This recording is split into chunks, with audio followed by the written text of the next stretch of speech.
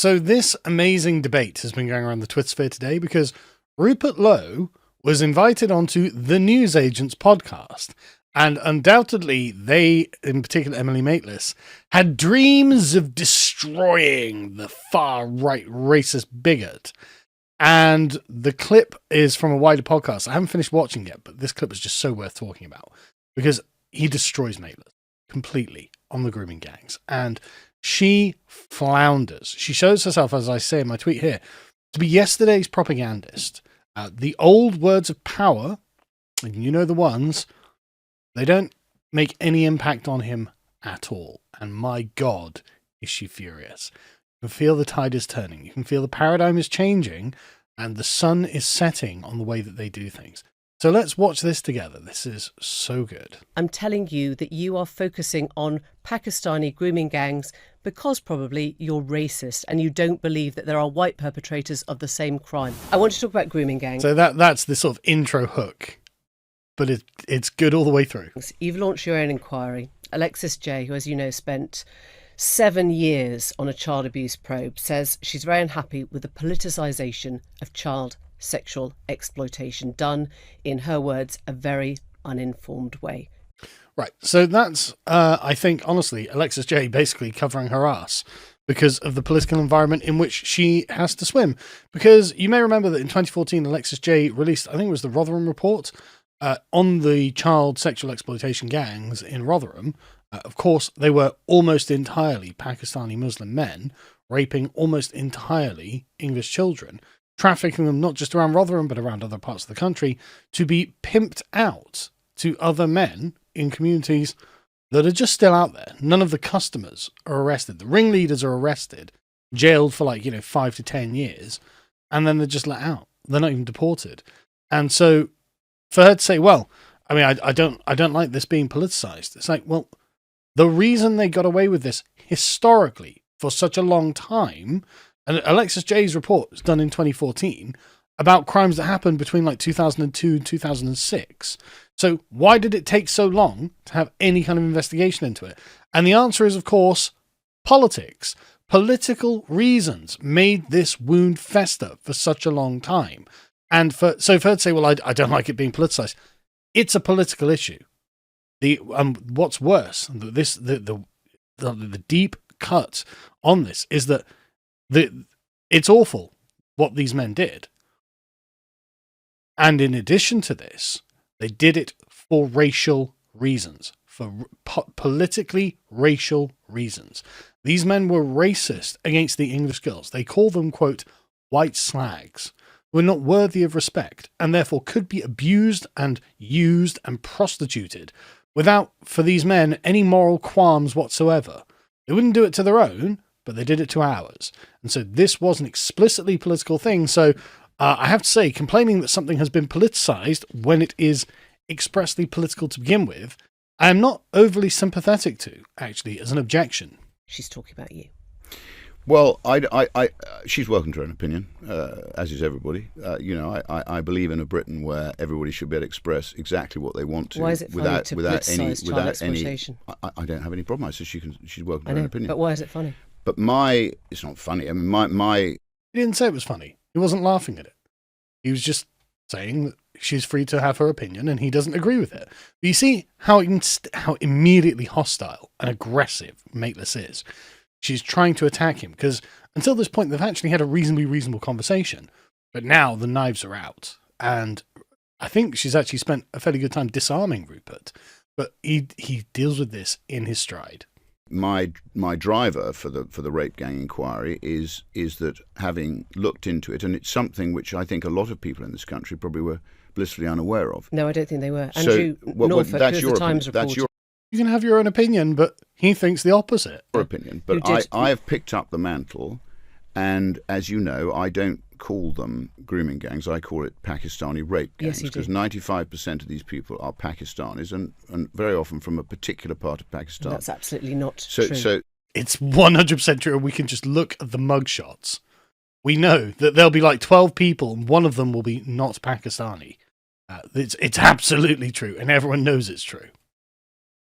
That's so it is true. absolutely It not is true, true. Emily. But anyway, No. let's From 2023, I'm going to tell you this. Let's park that. 224 white grooming gang suspects were found compared to 22 Pakistani suspects. Why do you only talk about the Pakistani grooming gangs? Okay, well, this is actually quite an easy question to answer. I don't blame Rupert in the, when you're in the fire of someone coming at you like this, and I've been there. You might remember the Victoria Derbyshire interview. It's always easy when you're armchairing it like I am to have a ready answer. But the ready answer to this, and it's very simple. Rupert is stipulating he is talking about the Pakistani-led grooming gangs, because it is true that there are other grooming gangs who are not Pakistanis, right? It is true that there are small pockets of degenerates in the English community who have run what amounts to a grooming gang. That is true. But the thing is, those people, when they're found, they're arrested. They're punished. They are ostracized. They go to jail. There is no one in defense of these people. Emily Maitlis is currently running defense for the Pakistani grooming gangs by trying to universalize the concept, because what she's trying to do is make sure that we don't think that there's anything about this community that's important. But the thing is, the grooming gang phenomenon is so widespread in more than 20 different cities in which there is a Pakistani community that it seems to be something unusual about that community rather than just random or rare events. It becomes something that's a bit more predictable about that community. And I think that genuinely this has been allowed to flourish because of the politically correct nature of our society, especially in the early 2000s. They were afraid of pointing out that people are not all the same. If, in fact, people are different, then, in fact, there is a concern. So for example, the Pakistani community is not 10% of Britain's population. They're 6%. So for them to be overrepresented by a factor of nearly 2 to 1 in her own statistics here raises questions. Why is the Pakistani community proportionally overrepresented by almost 100% by her own statistics in the concept of a grooming gang? Why is it that the English community is underrepresented compared to the other communities? And again, it's quite self-evident. It's a different culture. It has different mores. And there is a political consensus that wants to shield that community and the wrongdoers in that community from public scrutiny. And in fact, in many cases, the police, the councillors, and the Labour Party more broadly, I would suggest, is implicated in this cover-up where they're not directly involved. Like multiple police officers have been arrested for this. The consanguinity of the Labour Party and the political establishment with the grooming gangs is something that we are aware of. And so to say, well, why don't you care about the white English ones? Well, because they get arrested. They've got no advocacy group defending them, trying to obscure, trying to obfuscate from bringing them to justice. These are not, there's no like historic lag there. Oh, we've discovered an English grooming gang. Great, arrest them. Send them through the streets in stocks so we can chuck food at them and whip them. I don't care. Like, punish them. We want them punished. We want them to go to jail forever. Anyone who rapes a child, Jesus Christ, do whatever the worst the law allows. Until it comes to the Pakistani ones, and you go, well, we can't politicize this. We can't be angry. We just have to overlook it. The girls are bad, you see. The girls are bad, and this was a common refrain. They're just bad girls who are, quote, well used from one newspaper report, that they just essentially deserve it. And it's like, no, they don't. They deserve to be protected. And why are you in defense of the Pakistani gangs? I mean, you wouldn't defend the English gangs like this, nor should you. So why are you defending them? That's the question, Emily. That's police statistics from the Times. I've now got on my... So, police statistics from the Times. Oh, it's like from God. Oh, well, if it's the divinely ordained statistics that have come down from the police. So, all of those times when the police turned a blind eye to them catching them in the act of raping a child, and we have plenty of accounts of this, by the way. I mean, there was one where, like, literally, this Pakistani guy was getting a 13-year-old perform oral sex on him. The police come up and go, "What are you doing?" And the Pakistani guy's like, "Piss off." And the police are just like, "Good point. This is not my business." So there's a criminal there who's outside of the statistics. How many others are there? And the answer is we know there are thousands, because these girls were trafficked to cities and to customers who otherwise are just roaming at large. And so for Emily to go, well, I mean, look at the official statistics. Yeah, I know that the official statistics do not encapsulate a large portion of the people who are actually perpetrators. So praising the official statistics like they've been delivered by the heavens themselves actually doesn't address the issue, Emily. Police statistics from the Times. If you look at... Appeal to authority. Look at the police statistics. No. My rape gang inquiry, which you asked me about. No, I didn't. I asked you why you're insisting on politicising child exploitation. 20,000 people have donated about £620,000 now. That shows you the depth of feeling and concern amongst British people. Great point. And I love the fact that Rupert is not even acknowledging this. Like, no, I'm not listening to your histrionics. People are really bothered by this, and I am a representative of the public, and therefore I'm going to do my job, says Rupert, against one of the worst criminal offences against the British public that has ever happened, and one of the worst betrayals that has ever happened by the political establishment. And Emily is a defender of the establishment that conducted the betrayal. She is a leading part of this paradigm, and Rupert is just pushing straight through it. Doesn't it show you should be ashamed that you are making money off a re-exploitation I'm not. I've given money. I've given money. Unbelievable. Like, she's alleging that he is pocketing the money that he has raised for the inquiry. I mean, what a phenomenally low blow, Emily. And of course, as Rupert points out, no, I donated to the inquiry. The inquiry doesn't go to my bank. The inquiry goes to paying for the inquiry. The money goes to paying for the inquiry itself. Obviously, it's not going to him. I mean, Rupert's a multi-millionaire businessman. He doesn't need money. He's an independently wealthy man. The idea that you think that he's going to pocket the money. Like, I mean, and if he does, fair enough, I'll eat my hat. But I really don't see it. I just don't see it coming. I'm not making money. I've given money to it. I will make absolutely less than zero. I've given a substantial sum to it, as have other people who care. Why are you doing this? Why are you just trying to talk about Pakistani grooming gangs when there are 4 times, 8 times, and 10 times as many white grooming gang suspects? Again, listen to her. Why are you doing this? She's desperate. If you identify that there is a community from which this type of behaviour is disproportionate, which is what her own statistics show, and that's what the official statistics show. The real numbers are going to be much higher, and we know that from the mouths of the victims themselves. She's desperate, though. Look, it can't be that one community is different to others. Because if one community is different to others, then my entire liberal worldview disappears. If we are not all just universal, interchangeable, fungible people, then we're done. The entire liberal project collapses. And the thing is, it's so weird how she can't understand how her arguments are bad. Her rhetoric is bad. Her logic is bad. The way she is portraying her own position is bad. It's not persuasive against Rupert Lowe. And Rupert Lowe is being very concise, very clear. No, this is an issue, and we know it's an issue. I'm stipulating what the issue is. It's a self-contained position, and it's crystal clear as to who I'm talking about, and the phenomenon that I'm talking about, and I'm going to get to the bottom of it. And she's just, why are you doing this? Why are you doing this? She's gone past like rhetorical arguments. She's gone past shaming arguments. She's not even attempting logic anymore. And now she's just essentially pleading with him.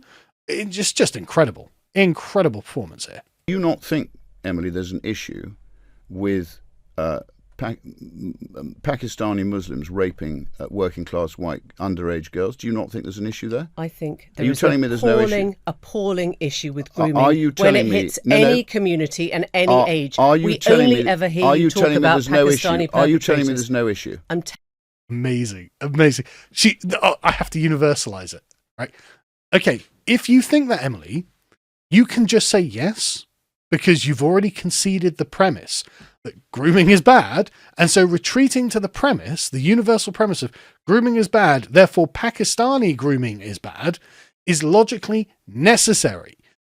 Rupert has you here, and you can't escape.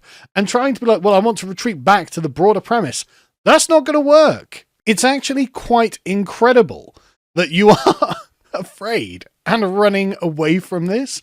And all Rupert has to do is say, is Pakistani grooming a problem? And eventually, when it drills down to a yes or no answer, you're already committed to yes. And so this is you trying to use a rhetorical trick. And it's not going to work because Rupert is not a fool. And he knows that if he can just hammer this point home, you have already agreed. This is so good. And again, Jeremy Corbyn does this all the time, right? Like, oh, I'm against all terrorism. Okay, but what about this terrorism? Well, I'm against all terrorism. But I will go and hang out with my friends in Hamas and Hezbollah. And so it's just like, so you're not. What you're doing is trying to make the issue non-specific so you don't have to admit, actually, I don't care about that. And the reason that Emily Maitlis never makes a big deal out of the Pakistani grooming gangs is because it doesn't bother her, right? She's not actually that fussed about it. Otherwise, she would be just on Rupert's side. She'd be like, yeah, so tell me, what good is the inquiry doing? What have you found? And how can we help promote the results? But she's not. She's attacking him for daring to challenge the frame that we're all identical. Because if one community is different from another, then all of this goes down the tubes. Telling you that you are focusing on Pakistani grooming gangs because probably you're racist and you don't believe that there are white perpetrators of the same crime. Can you deny that? I am concentrating on it because it's a blot on our national history. Amazing, amazing. That is so good. Rupert doesn't. So if this was Nigel Farage would be like, I'm not racist. I'm not a racist. I don't see colour or something like that, right? But Rupert doesn't even engage with it. And this is the right move to take. Do not even engage. She's using this to try and attack you to get your back up. So you lose your train of thought. So you stop attacking her because she knows she's in a defensive position and she's losing. You're already through her defenses. You're already piercing to the heart of the issue. And she's just like, well, I mean, I'm just going to call you a racist. Are you going to react? And Rupert doesn't even flinch. He says, no, this is a blot on our society and we have to deal with it. And so what can Emily do? Universalize. That's all that she can do. But the thing is, the fact that he cares about one kind of grooming gang necessarily implies that grooming gangs themselves are a problem. And so this makes no impact on Rupert. This is great. Watch this. Isn't any grooming a blot on our history? If it is, why are you so bothered when he calls out one kind of grooming? Like, the problem is with the grooming gangs in the Pakistani community that were allowed to operate because people were afraid of being called racist. And you've already used the term racist against Rupert to try and stop him investigating it. This is precisely paradigmatic. As an example, you are doing precisely the thing that makes Rupert's grooming gang inquiry necessary, Emily. This is such an abject lesson in how basically you have no real critical thinking skills and you are just a regime propagandist for a regime that facilitates Pakistani rape gangs. Rupert has you dead to rights here. It's such. I'm surprised they even published this, frankly. But again, they don't understand why this makes them look bad. Dealt with. Isn't any grooming a blot on our history? Why don't you talk about anyone else? Why don't you talk about the Pakistanis? Why don't you talk about it? If any grooming is a blot on our history, why are you so busy in defence of them? My grooming gang inquiry, I have a victim who's working with us. I have a number of people who've been directly involved, and it's underway. And if you're suggesting I'm going to make any money out of it, that is completely wrong. I've given money to it. Again, just absolute masterclass from Rupert there. You can see just how angry, just genuinely angry she is throughout this. Like, if you watch her face, she's just pointing and like just mean looking. Like, she knows that this paradigm is coming to an end. And already Keir Starmer has turned on her. And so now she's already like, okay, the sand is moving under my feet. And she's scrambling. Look, I'm calling you a racist. I'm calling you a racist. Why don't you understand that I think you're a racist? And Rupert's just like, I'm doing the Pakistani grooming gang inquiry. We're getting to the bottom of it. Spectacular. So just as a quick thing, I'm going to leave a link in the description to a new course that we have on lotuseaters.com, which is called The Trivium. Now, the Trivium is the classical education that we have been denied. And it is only because I went and did a degree in philosophy that I realized how important it is to have this, because I did logic and writing and partially rhetoric. But then I also went and did this course, and I realized just how much there is to know. So you can go and get the entire bundle for £375. This is not just YouTube videos. What this is a genuine university level course. This is a lot of work, but if you want to improve yourself and not get caught in an Emily Maitlis style clown trap and make an absolute fool of yourself, follow the link in the description. Once you've bought it, it's yours forever. There's loads of notes, and of course, we provide a sort of Q&A service, so just email when you want to speak to us, when you have any questions or anything like that.